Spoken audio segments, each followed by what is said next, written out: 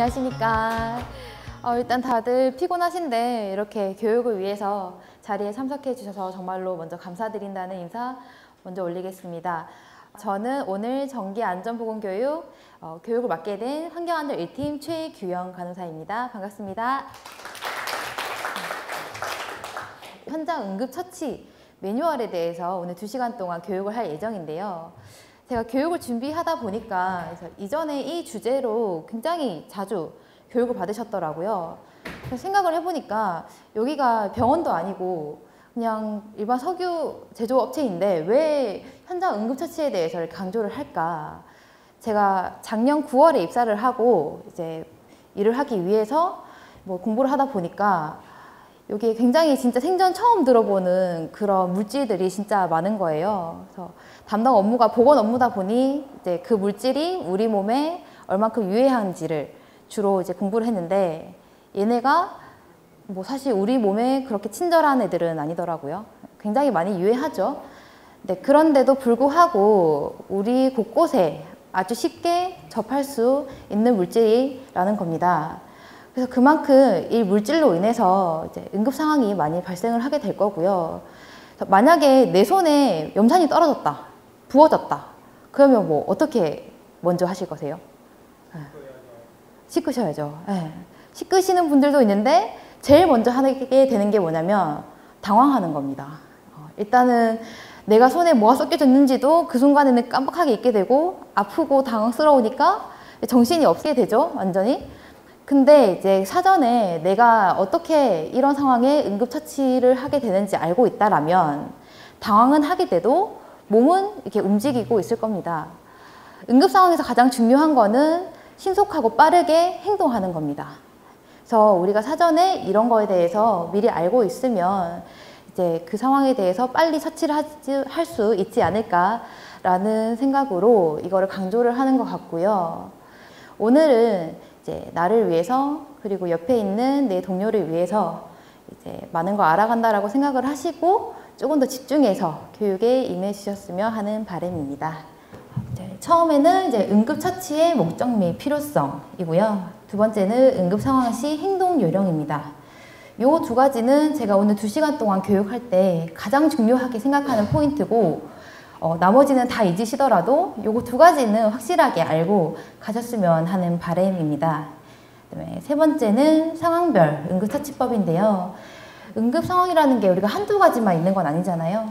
몇 가지가 있는데 우리 회사에서 이제 가장 많이 발생할 수 있다라고 생각되는 요 5가지에 대해서 종류를 설명해 드리고 또 어떻게 하면 되는지 처치법에 대해서 알려드리도록 하겠습니다.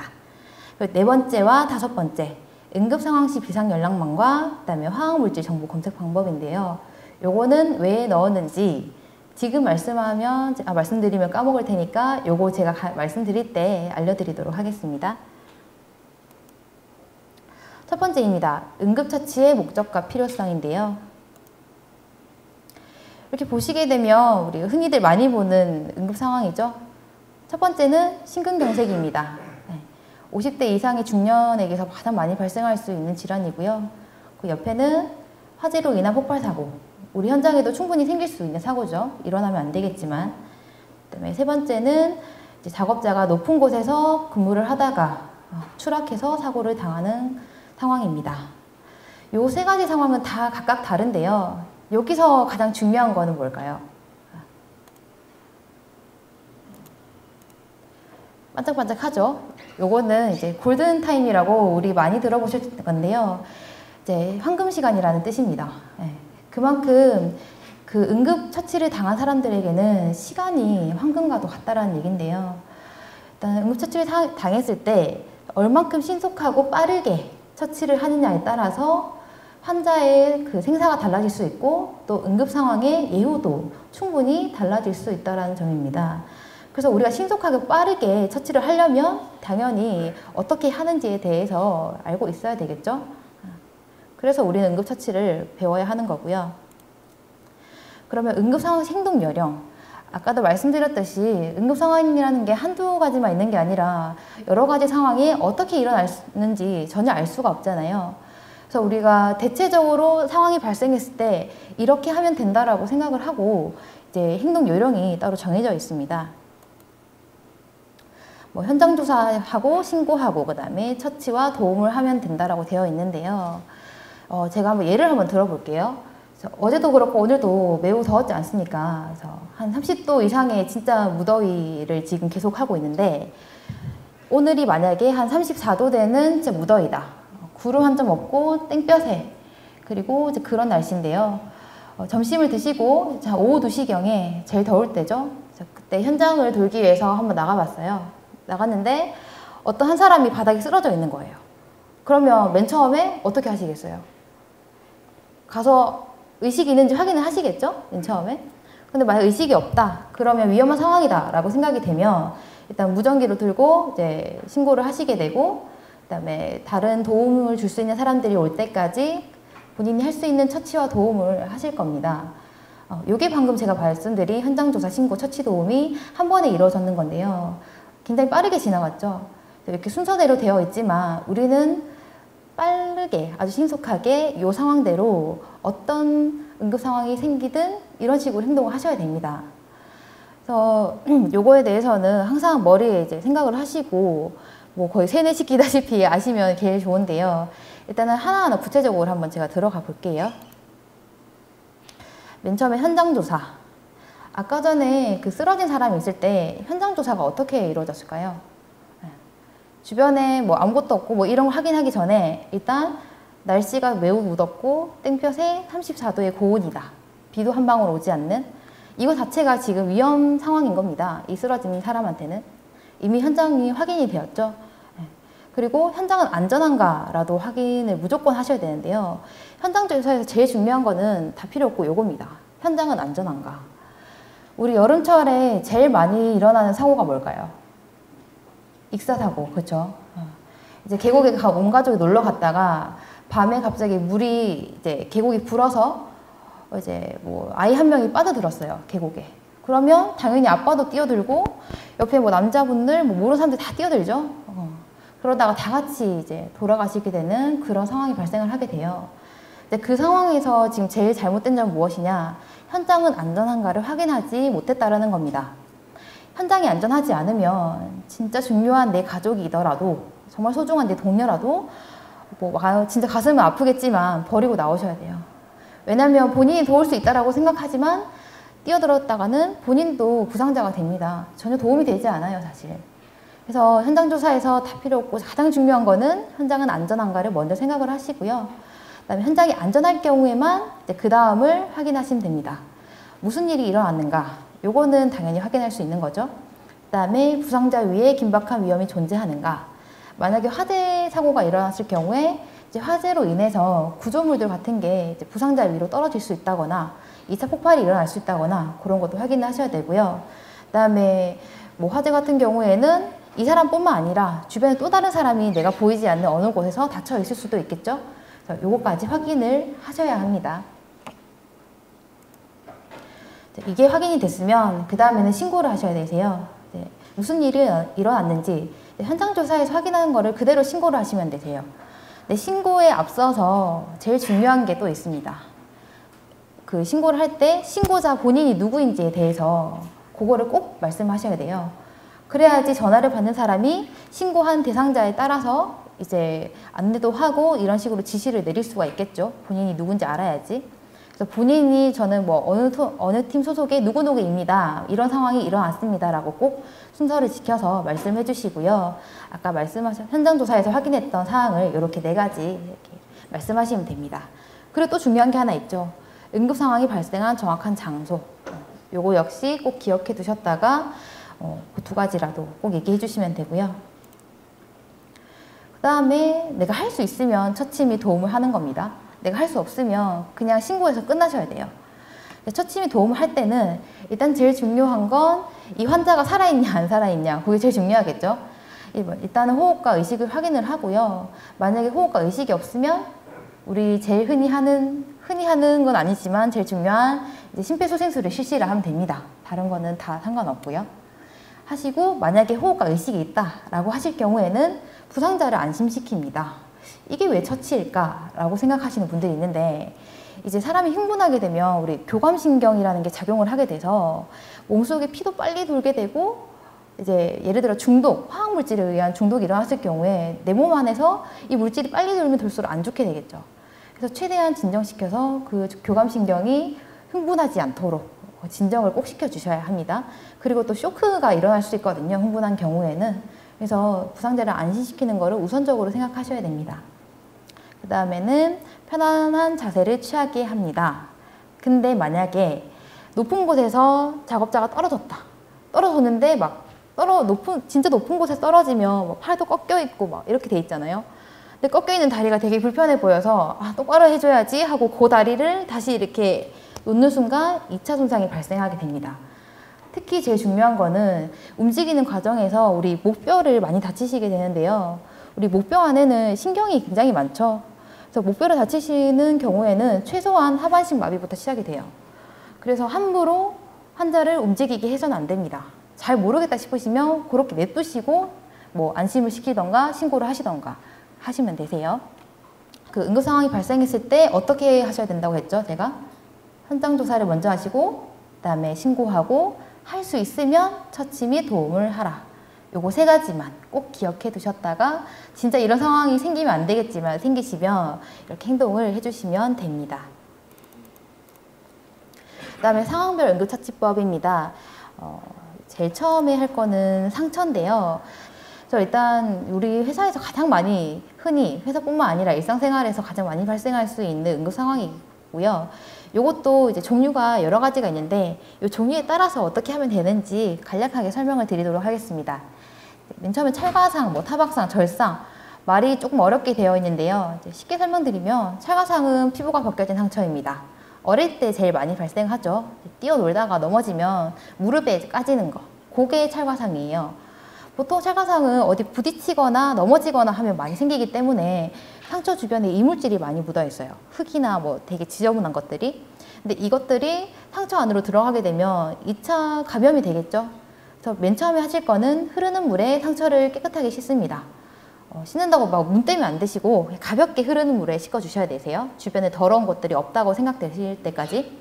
그러고 난 뒤에는 포비돈 사용 후 연고도포라고 되어 있는데, 포비돈은 우리 일반적으로 얘기하는 빨간 약 있죠. 그거를 발라주시면 되고요. 제일 여기서 실수를 많이 하시는 부분이 뭐냐면 빨간 약을 많이 바르고 흥건할 때 우리가 연고를 도포하면 이게 효과가 있다라고 생각하시는 분들이 있는데, 그게 아니고 포비돈은요, 이게 빨간 약이 날아가면서 세균을 같이 가져가는 효과를 해요. 그래서 반드시 흥건할 때가 아니라 다 말리시고 난 뒤에 연고를 도포해 주셔야지 효과가 있습니다. 요거는 자주 흔히들 실수를 좀 하시더라고요. 해주시면 되고요. 그 다음에 타박상 우리 멍든 상처, 요거는 많이 들어보셨죠? 요거는 싸우고 치고받고 하면 제일 많이 생기는 건데, 멍든 상처가 왜 생겼냐라고 보면 우리 피부 밑에도 얇게 혈관 조직이 있는데요. 심하게 가격을 하게 되면 요 혈관들이 다 터지게 되잖아요. 그래서 터져서 뭉쳐버린 겁니다. 다 알고 계시죠, 요거는. 그러면 치료를 어떻게 해야 되냐? 요 뭉친 거를 풀어주는 식으로 하면 됩니다. 그래서 방법은 맨 처음에 얼음 주머니 또는 찬물 찜질, 이게 풀어주는 역할을 하는 건 아니고 부으니까 붓기를 가라앉히기 위해서 일단 찬물 찜질하고 멍든 부위를 심장보다 높여서 붓기 먼저 가라앉히셔야 돼요. 그 다음에 하루가 지나고 난 뒤에 붓기가 다 가라앉았다라고 생각이 되시면 그 다음에 따뜻한 물로 이제 뭉쳐진 그 응어리를 이제 풀어주시면 됩니다. 이렇게 했는데도 불구하고 붓기나 통증이 굉장히 심해지실 경우에는 이제 염좌나 골절, 또 다른 이제 2차 손상이 의심이 되기 때문에 병원을 꼭 가주셔야 되고요. 3번째는 절상입니다. 배인 상처인데요. 요거는 제일 많이 흔하죠. 특히 제일 어디서 많이 흔하냐면 우리 서류 만질 때 A4 용지에 제일 많이 베입니다. 요거는 작은 상처인데요. 우리 상처 생기면 맨 처음에 뭐 하세요? 입으로 갖다 대서 쭉 빨아당기시죠. 네, 그렇게 하시면 안 되세요. 왜냐하면 이 짜만한 상처도 우리 몸이 개방된 부분이기 때문에 입안에 있는 세균이 언제든지 들어갈 수 있어요. 물론 우리같이 건강한 분들은 괜찮겠지만 조금 내가 몸이 안 좋다 할 경우에는 이 상처를 통해서도 충분히 질병이 생길 수가 있습니다. 그래서 절대 입으로 먼저 갖다 대시지 마시고요. 어떻게 해야 되냐? 일단은 피를 먼저 멈추는 게 우선입니다. 지혈을 가장 먼저 우선으로 하셔야 되고요. 작은 상처일 경우에는 잘 아시죠? 일회용 밴드를 단단히 감아서 지혈을 하시고요. 이것보다 조금 더 크게 비었다 할 경우에는 압박붕대를 가지고 그 지혈 부위를 감아주셔야 되세요. 그리고 신장보다 높은 위치에 위치하셔가지고 더 이상 피가 아래쪽으로 흐르지 않도록 그렇게 해주셔야 됩니다.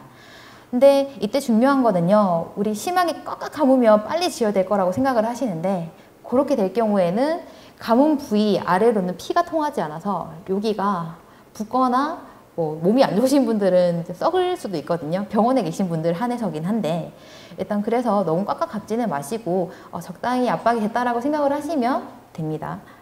그다음에 출혈 부위에 얼음 주머니를 가볍게 대어줍니다. 우리 추우면 몸이 움츠러들죠. 그 혈관도 마찬가지예요. 차가운 곳에 대면 쪼그라들기 때문에 좁아진 사이로 피가 더 이상 흐르지 않게 됩니다. 그래서 얼음 주머니를 가볍게 대어주시면 됩니다. 그다음에 네 번째는 자상인데요. 요거는 그냥 뾰족한 물체에 찔린 상처라고 되어 있죠. 흔히들 우리 못에 많이 박히시는 분들 아니면 바늘 이런 데다가 찔리시는 분들이 많은데, 못이나 바늘 같은 경우에는 이제 우리 그 쇠잖아요. 이제 녹슨 경우에는 우리 파상풍에 걸릴 수 있어요. 그래서 찔린 부위가 빠졌을 경우에는 피를 조금 빼서 이제 균이 더 이상 몸 안에 들어가지 않도록 충분히 출혈을 유도를 해줍니다. 그리고 이제 피가 좀 빠져나갔다라고 생각을 하시면 똑같이 포비돈 빨간 약으로 소독을 해주시고요. 반드시 진료를 받으셔야 됩니다. 파상풍 때문에. 제가 예전에 병원에 있을 때 이제 병원에서 링거를 달잖아요. 그럼 달고 남은 수액은 다 버리고 저희가 이제 폐기를 하는데, 이거를 자르는 가위가 따로 있어요. 물을 접촉을 많이 하다 보니까 이게 좀 녹슬어 있거든요. 그래서 제가 이렇게 자르다가 제 팔을 이렇게 잘라버렸어요. 이렇게 반을. 피가 굉장히 많이 났고 좀 상처가 많이 났는데, 제일 처음에 하는 게 뭐였냐면 파상풍 주사부터 먼저 마치더라고요. 그만큼 요 출혈보다는 이제 상처보다는 파상풍이 위험하기 때문에 진료를 반드시 받으러 가셔야 됩니다. 그다음 다섯 번째는 찢어진 상처입니다. 이제 우리 배인 상처랑 비슷하게 생각하시면 되고요. 지혈을 먼저 하시고 출혈이 심할 경우에는, 이제 그렇지 않을 경우에는 흐르는 물로 좀 씻어내시면 됩니다. 그다음에 멸균가스가 없으시면 깨끗한 수건으로 가볍게 압박 후에 진료를 보러 가시면 됩니다. 이렇게 하시면 되는데, 만약에 출혈이 너무 심하다 할 경우에는요, 조금 이런 방법으로 하시면 됩니다. 일단 출혈 부위에 생리식염수로 오염물질을 제거하고 이제 소독된 꺼즈를 대고 직접 부위에 압박을 하세요. 그렇게 하고 난 뒤에 붕대를 감고, 만약에 이래도 지혈이 안 된다 싶으면 여기 보시면 필요시 큰 혈관을 직접 압박이라고 되어 있는데, 일반인들이 찾기는 굉장히 어려워요, 이게. 근데 제가 제일 대표적으로 알 수 있는 팔 부위를 제가 알려드릴게요. 이렇게 팔 이렇게 해보시면요, 하고 팔꿈치를 그냥 가볍게 잡아주시면 됩니다. 그리고 엄지손가락 한 뼘만큼만 살짝 옮겨주세요. 꾹 눌러보시면 뚜근뚜근하죠? 이렇게 뚜근뚜근. 아니다 싶으면 좀 옆으로 한번 왔다 갔다 하시면서 잡아보시면 되는데, 이게 우리 팔로 흐르는 큰 동맥입니다. 요거만 잡아주셔도 이제 피가 안 흐르기 때문에 이제 좀 지혈을 멈출 수가 있고요. 허벅지에도 있는데, 허벅지는 요 가랑이 사이거든요. 요건 제가 좀 보여드리기 어려우니까 궁금하시면 한번 찾아보시면 됩니다. 팔로는 이렇게 지혈을 하시면 되고요. 하고 절단 사고 같은 경우에는 제일 중요한 거는 절단된 부위를 빨리 가지고 우리 이제 병원으로 가는 게 중요하잖아요. 그래서 지혈은 당연히 먼저 하셔야 되고요. 요거 싸실 때는 요즘 많이들 아시더라고요. 이제 옛날에는 뭐 얼음물에다가 담그면 된다 이런 식으로 하셨는데, 물에 들어갔을 경우에는 요 손가락에 있는 신경이나 조직들이 불어요. 우리 목욕탕 가면 쪼글쪼글해지잖아요. 불어서 더 이상 접합이 안 됩니다. 그래서 얼음물에 넣는 건 맞는데, 이때 반드시 이제 물이 절대 들어갈 수 없는 비닐봉지에다가 꼭 싸가지고 얼음물에 담가서 최대한 빨리 병원에 가셔야 됩니다. 기타 상처입니다. 코 상처. 우리 코피 났을 때 보통 어떻게 하시죠? 뒤로 제끼죠. 근데 요즘은 다들 아시더라고요. 이제 앞으로 쏟아서, 이제 왜 뒤로 제끼면 안 되냐면, 이제 뒤로 제낄 경우에는 요거 피가 기도로 들어갈 경우가 있죠. 그럴 경우에는 2차적인 이제 피해가 일어날 수 있어서 앞으로 해서 흐르도록 하고요.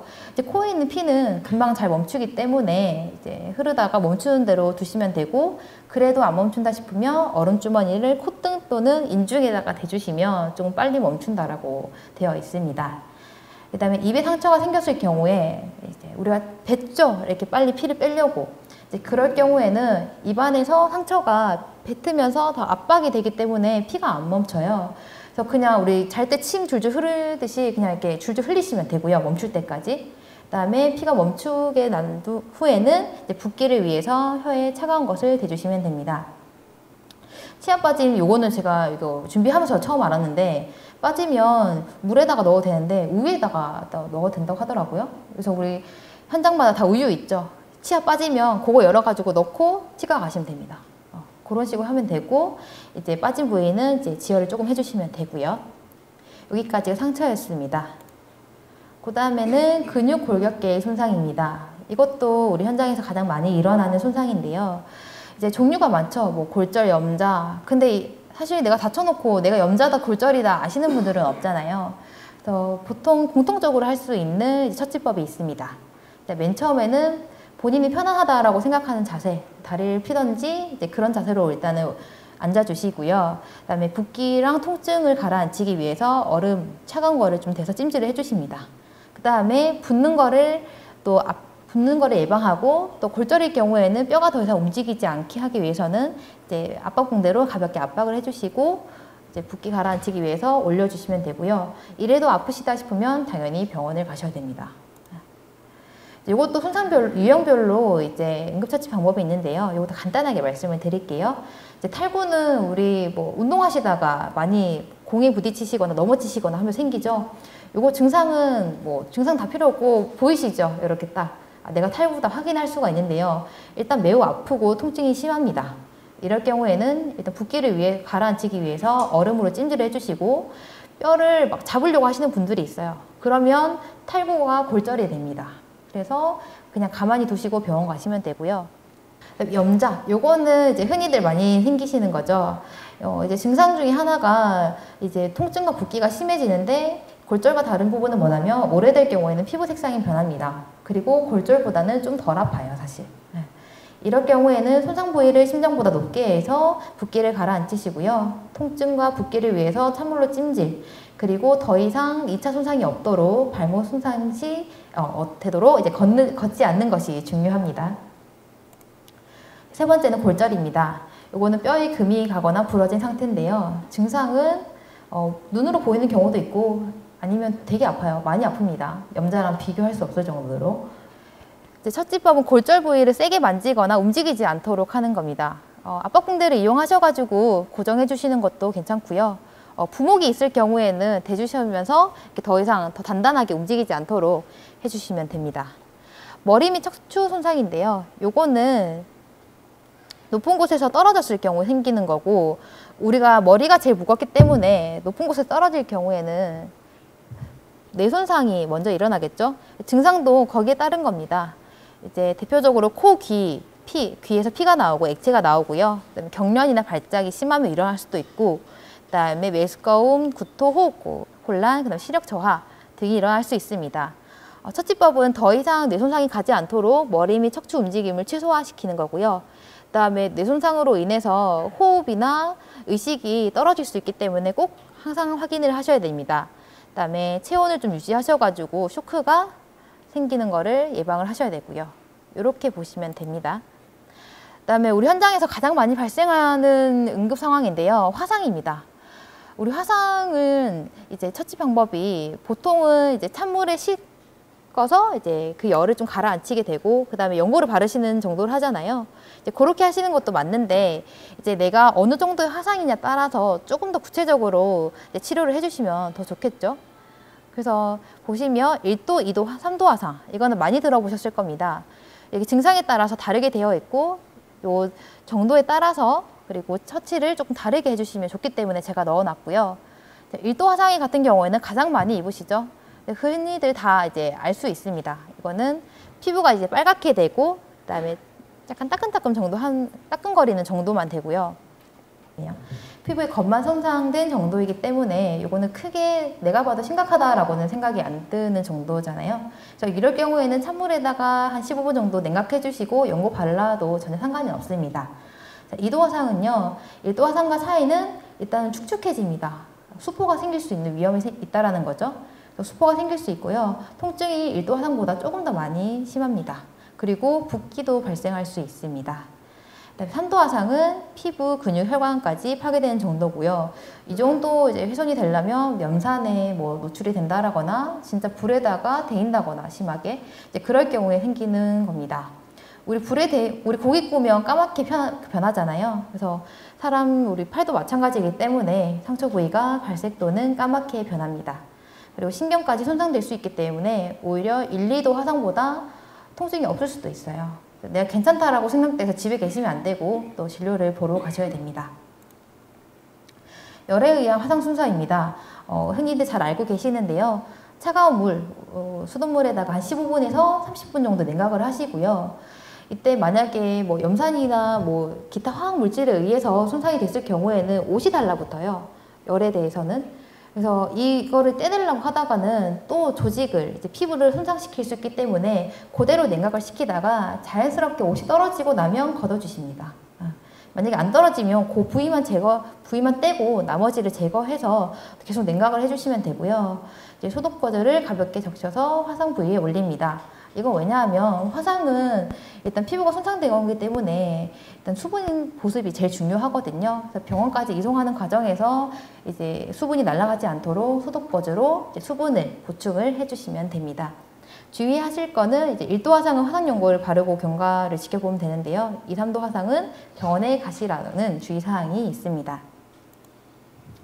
자, 화학물질에 의한 화상 처치. 요거는 우리가 알아두시면 좋겠죠.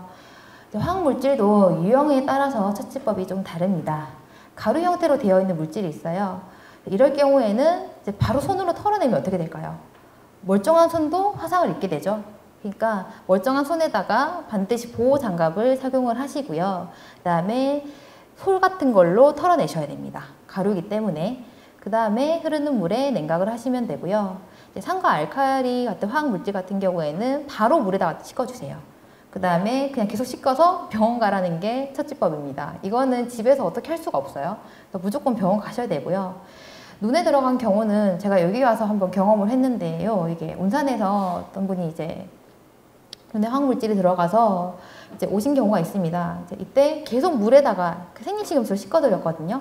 이제 병원에 갈 때까지 이제 계속 씻었는데 이제 다행히 이제 눈에 아무 이상 없이 지금 잘 생활을 하고 계시고, 눈에 들어간 경우에는 계속 씻어주시는 게 포인트입니다.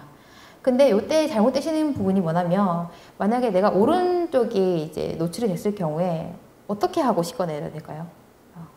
그쵸? 이렇게 다친 부분을 이제 아래로 하고 이렇게 씻어내려야지, 만약에 반대로 할 경우에는 여기 눈에 묻어있는 화학물질이 멀쩡한 눈에도 이제 옮길 수가 있어요. 그러면 같이 손상이 되겠죠? 그래서 반드시 헷갈리지 마시고 내가 아픈 부분을 아래로 하셔가지고 계속 헹궈주시면 됩니다. 전기 접촉에 의한 화상. 요거는 아이들이 있는 집에서 이제 생길 수 있는 상황이기도 하고, 이제 현장에서 생길 수가 있는데요. 이때는 이제 바로 떼주려고 몸을 대는 순간 나도 같이 감염이 되겠죠. 감전이 되겠죠. 그래서 제일 중요한 거는 일단 전원을 먼저 차단해 주세요. 그래야지 이 환자에게 흐르는 전류가 차단이 되고요. 그 다음에 의식 및 화상 부위를 확인을 하고, 의식이 없을 경우에는 심폐소생술과 제세동기를 사용하시면 됩니다. 자, 중독입니다. 다음은 중독 시 이제 공통적으로 아셔야 되는 건데요. 일단 어떤 종류의 독극물인가, 유해 물질이면 내가 어떤 유해 물질을 마셨는가, 노출이 됐는가 반드시 아셔야 됩니다. 왜냐하면 이 종류에 따라서 이제 병원에서든 제가 이 현장에서든 처치하는 방법이 다르기 때문인데요. 어떤 종류인지 아셔야 되고요. 양은 얼마인지, 또 내가 언제 마셨는지를 기억을 하고 계셔야 됩니다. 네, 중독 유형별 처치인데요. 맨 처음에 내가 섭취입니다. 섭취일 경우에는 같습니다. 어떤 종류인지 확인을 하고요. 화학물질일 경우에는 내가 넘겼다고 해서 구토를 유발하면 안 됩니다. 다시 이제 구토를 하면서 식도에도 또다시 손상을 생길 수 있기 때문에 그대로 계시다가 병원에서 하는 처치 방법으로 이제 다 개워내셔야 되세요. 일부러 구토를 유발하시면 안 되세요. 그 다음에 가스 흡입 같은 경우에는 일단 현장이 먼저 안전한지를 확인하셔야 됩니다. 현장에 지금 가스가 노출되고 있는데 저 사람 구하겠다고 내가 들어갔다가는 같이 쓰러지죠. 그래서 일단 그걸 확인하고요. 그 다음에 괜찮다 싶으면 환기를 먼저 시키세요. 그 다음에 환자를 신선한 공기가 있는 장소로 옮기고요. 의복을 느슨하게 해줘서 일단 환자가 최대한 숨 쉴 수 있는 편안한 자세를 만들어줍니다. 의식이 없을 경우에는 심폐소생술을 시행하시면 됩니다. 벌에 쏘임도 중독으로 들어가 있는데요. 벌침도 우리 독이 되는 분들도 있죠. 그래서 중독에 들어간 것 같은데 이때 막 쏘이고 난 뒤에는 이제 침을 빼려고 이제 손으로 잡아당기는 경우가 있는데 이럴 경우에는 또 손에다가 다른 손에도 중독이 될 수 있기 때문에 우리 신용카드나 카드 종류 같은 걸로 이렇게 팔을 대시고 밀어내시면 됩니다. 꾹 눌러서. 그럼 빠져나오겠죠. 그래서 반드시 멀쩡한 손은 대지 마시고 카드로 해서 이렇게 쭉 밀어내듯이 빼시면 되고요. 비눗물로 쏘인 부위를 씻고 그다음에 얼음 부위로 찜질을 합니다. 붓기가 생길 수 있으니까요. 근데 이때 중요한 거는 벌침에 알러지가 있으신 분들 많이 들어봤죠. 뭐 벌에 쏘여가지고 돌아가신 분들 같은 경우에는 이런 경우인데요. 알러지가 발생을 하게 되면 몸만 붓는 게 아니라 우리 기도도 붓게 됩니다. 숨을 못 쉬죠. 그래서 돌아가시는 경우가 있는데요. 내가 쏘이고 난 뒤에 조금만 붓는 느낌이 있다거나 뭐 갑갑하다거나 그런 느낌이 있을 경우에는 반드시 병원으로 옮기셔야 됩니다. 뱀에 물린 경우에도 마찬가지인데요. 일단 환자를 안정시킨 후 움직이지 않게 합니다. 왜냐하면 움직이고 흥분할수록 피가 빨리 돌기 때문에 독이 빨리 퍼지죠. 그래서 최대한 안정시키시고요. 상처 부위를 비눗물로 깨끗하게 씻습니다. 없으면 그냥 물로만 씻어주시면 됩니다. 그다음에 물린 부위를 신장보다 낮게 해서 이제 더 이상 퍼지지 않도록 해주셔야 되고요. 반지나 시계 같은 게 있으면 이제 부어서 이제 압박될 수 있기 때문에 반드시 먼저 풀어주셔야 됩니다. 그리고 물린 부위의 위쪽, 그러니까 심장에서 가까운 쪽이죠. 거기를 넓은 천으로 이제 가볍게 압박해서 묶어주십니다. 병원에 이송하시면 되고요. 절대 상처 부위를 입으로 빨아내셨다가는 같이 감염이 될 수 있습니다. 식중독은 이름이 중독이라서 중독에다가 넣어놓은 것 같아요. 그래서 이럴 경우에는 우리가 식중독하고 장염을 좀 구분해달라는 분들이 많은데 식중독하고 장염은 같은 겁니다. 보통은 식중독으로 인해서 장염이 발생을 하게 되거든요. 그래서 요거는 이제 뭐 구분을 해가지고 어떻게 해야 된다라고 생각하지 마시고 일단은 식중독이나 장염 같은 경우에는 탈수 증상이 제일 심한 증상이겠죠. 그래서 몸에서 수분이 빠지지 않게 수분을 일단 보충해 주시는 게 제일 중요하고요. 게토레이 같은 거 드시는 분들인데 뭐 그렇게 하셔도 되세요. 이온 음료를 따뜻하게 하셔가지고 드시는 것도 도움이 됩니다. 그래서 탈수를 주의하시고 보리차나 정수한 물을 마시고 심할 경우에는 이제 진료를 보시고요. 쇼크 같은 경우에는 우리가 요거는 이제 응급 상황이긴 한데 앞서 있었던 응급 상황에 의해서 2차적으로 발생할 수 있는 증상이죠. 그래서 심한 손상이 일어났을 경우 이렇게 보시면 출혈 과다, 뭐 구토가 심하거나 화상이 심할 경우, 그 다음에 심근경색, 알레르기의 경우에는 쇼크가 언제든지 발생을 할 수 있고요. 증상을 보셔야 됩니다. 증상 중에서 포인트인 거는요. 일단 호흡을 빨리 하게 됩니다. 그리고 약한 맥박, 요거까지는 이제 조금 잡긴 어렵겠죠. 그 다음에 메스꺼움이나 구토를 이게 증상을 보이고요. 의식이 차츰 없어집니다. 이럴 경우에는 제일 처음에는 빨리 의료진한테 먼저 접촉을 시키는 게 우선이기 때문에 119 신고를 하시고요. 출혈 때문에 일어날 경우에는 출혈 부위를 조금 더 지혈할 수 있도록 합니다. 그리고 다리를 가슴보다 높인 자세를 취하고요. 그다음에 음료를 쉬지 않음이라고 되어 있는데 이거는 이제 환자가 병원에 갔을 경우에 응급 수술을 하는 경우가 있어요. 근데 수술할 때 다 금식을 하잖아요. 그래서 만약에 뭐 내가 이 사람 살리려고 물을 주거나 이럴 경우에는 수술이 이제 미뤄질 수가 있어요. 그래서 음료나 다른 약 같은 거를 절대 주시면 안 됩니다. 환자 의식을 계속 확인하셔야 되고 필요시에는 심폐소생술을 하시면 됩니다. 뇌졸중입니다. 이거는 이제 우리 회사에 계신 분들이 이제 연령대가 조금씩 더 점점 높아지고 있고 뇌졸중에 이제 노출될 수 있는 그런 연령대 분들이 많으신데요. 중요한 거는 이거는 뭐 누가 상대방이 너 뇌졸중인 것 같다라고 하는 경우는 거의 없죠. 그래서 본인이 이 증상에 대해서 인지를 하고 내가 조금 의심이 된다라고 생각했을 경우에는 병원에 가셔야 됩니다. 증상 확인법이 있는데요. 이제 어떻게 하면 되냐면 일단 환자, 약간 의심되는 환자 아니 본인한테 한번 웃어보시는 거예요. 웃어보고 한쪽이 좀 덜 웃는다라고 생각하실 경우 의심을 해보시면 되고요. 양쪽 팔을 딱 뻗었는데 잘 안 뻗어지고 한쪽이 약간 살짝 이렇게 내려가는 겁니다. 힘이 없어지는 거죠. 그럴 경우에도 의심을 하시면 되고 이제 말하는 거는 당연히 이제 말을 새기도 하고 이제 또 이해를 하기도 어려워하고 발음도 좀 이상하게 되게 됩니다. 이럴 경우에는 이제 병원 방문이 우선이고요. 만약에 쓰러졌을 경우에는 일단 기도를 열고 상태를 확인하셔야 됩니다. 그리고 보통 우리가 쓰러질 경우에는 구토를 많이 하거든요. 이럴 때 이제 가만히 계시면 안 되고 이제 옆으로 눕혀서 구토물이 기도 안으로 더 이상 들어가지 않을 수 있도록 자세를 취해 주시고 필요시에는 심폐소생술을 시행해 주시면 됩니다. 뇌졸중 증상 7가지가 대표적으로 있는데요. 이제 일어서거나 걸으려고 하면 자꾸 넘어지겠죠? 한쪽에는 이제 힘이 없게 되니까. 그다음에 주위가 뱅뱅 도는 것처럼 어지럽고 의식장애로 깨어도 일어나지 못한다. 이럴 경우는 진짜 심각한 경우고, 그다음에 앞이 잘 보이지 않거나 둘러 보이기도 합니다. 그다음에 두통이 심하고요. 보통 지끈지끈한 정도가 아니라 머리가 깨질 듯이라는 증상을 많이 호소를 하시는데 굉장히 심한 두통이 오게 됩니다. 그다음에 한쪽 팔다리가 마비되거나 감각이 이상하게 되고요. 그다음에 말을 듣는 것도 하는 것도 이상하게 됩니다. 요거는 제가 왜 설명을 드리냐면요. 응급 상황이 발생을 했을 때 우리가 최우선적으로 해야 되는 거는 최초 목격자가 이 사람을 빨리 처치를 하는 겁니다. 근데 그것보다 더 중요한 거는 의료진에게 먼저 접촉을 시키는 거겠죠. 병원을 가야 되는 겁니다. 내가 아무리 응급처치를 잘하고 전문 강사가 있다 하더라도 이제 의사가 아니기 때문에, 의료진이 아니기 때문에 환자를 완치시킬 수는 없어요. 그래서 이 환자를 최대한 빨리 병원으로 가게 하는 게 우선이고요.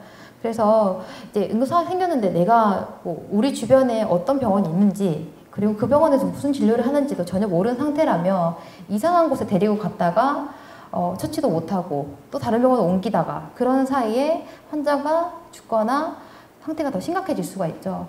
그래서 최소한 내가 우리 집에서 어느 병원이 가깝고 거기는 어느 진료를 한다 정도는 알고 계시면 좋은데요. 오늘은 우리 회사에서 어디가 가깝고 이제 어느 진료가 가능한지 간략하게 제가 설명을 드리도록 하겠습니다. 일단 울산 공장에서 가까운 데는요, 중앙병원, 그다음 굿모닝병원, 동강병원 여기가 제일 가까운데 진료하는 거는 거의 다 비슷합니다. 근데 제가 안과 사고 생겼을 때 온산에서 제일 가까운 곳이 그 보람병원이거든요. 근데 거기 가니까 안과 의사가 없다고 딴 데 가라고 하는 거예요. 지금 치료할 수 있는 그 시간을 버린 거잖아요. 골든타임을 어떻게 보면. 그래서 이제 조사를 해보니까 울산 시내에서 안과 사고에 대해서 처치를 하는 곳은 동강병원밖에 없더라고요. 만약에 내가 눈을 다쳤다 그러면 가까운 중앙병원 가지 마시고 안과 사고에 대해서 응급처치를 하는 동강병원으로 가시면 됩니다. 이거는 화상사고 전문병원인데요. 대부분 울산에는 없고요. 마산, 부산 이렇게 되어 있는데 제가 이거를 업무 연락전으로 제가 응급처치 매뉴얼이라고 한번 올린 적이 있어요. 그래서 제가 다 인쇄를 하셔가지고 현장에 비치해달라고 요청을 드린 적이 있는데 다 비치를 하셨죠. 만약에 안 하셨으면 인쇄하셔가지고 응급구조원 옆에다가 비치를 하시면 되고요. 여기에 다 나와 있기 때문에 한번 급할 때는 확인을 하시고 여기로 이동을 하시면 됩니다. 요거는 절단사고인데요. 울산에는 굿모닝 병원도 있으니까 응급하시면 그쪽으로 가셔도 되고요. 더 좀 심각하다라고 싶으시면 여기 있는 병원 중에서 하나 골라서 가셔도 됩니다. 다음은 화학물질 정보 검색 방법입니다. 이거는 제가 왜 넣어놨냐면 아시겠죠? 이제 손에 내가 어떤 물질이 떨어졌는데 이 물질이 뭔지 알아야지 이 물질에 따른 응급처치 방법대로 하면 훨씬 더 정확하고 빠르게 치료가 가능합니다. 근데 내가 만약에 손에 뭔가 떨어졌어요. 떨어졌는데 이 물질이 뭐고 내가 막 빨리 이제 이 물질에 따른 응급처치법을 알려고 이제 컴퓨터에 앉아가지고 요 하나 키고 MSDS 들어가가지고 아이디 치고 하는 사이에 손은 이미 다 망가져 버리겠죠. 그래서 이제 빠르게 확인할 수 있는 방법을 제가 한 가지 적어놨고요. 요거는 사이트에서 하는 건데 이거는 궁금하시면 들어가시면 됩니다. 궁금하실 수도 있겠죠. 산업안전보건공단에 들어가셔가지고 여기 보시면 보이시는지 모르겠는데 여기 MSDS라고 되어 있어요. 요거는 우리 회사에서 뿐만 아니라 전국적으로 다 사용하는 물질이 기준이 다 들어가 있고요. 들어가셔서 내가 궁금한 그 물질에서 치면 정보가 나옵니다. 쭉 나오면 여기 응급처치 요령이 있거든요. 그럼 요거를 확인하시고 시행을 하시면 됩니다. 요거는 응급하지 않으셨을 경우에 궁금할 때 보시면 되고요. 응급할 때는 우리 손에 가장 많이 들고 있는 거 있죠. 스마트폰. 요걸로 확인할 수 있는 방법이 있는데요. 핸드폰에 들어가셔가지고 요거 MSDS를 다운받으셔서 똑같이 검색하시고 확인을 하면 됩니다. 간단하죠? 모르시면 주변에 계시는 분들한테 해달라고 해주시면 되고요. 요거는 제가 기본적으로 하나씩 다 가지고 계시면 좋을 거라고 생각을 합니다.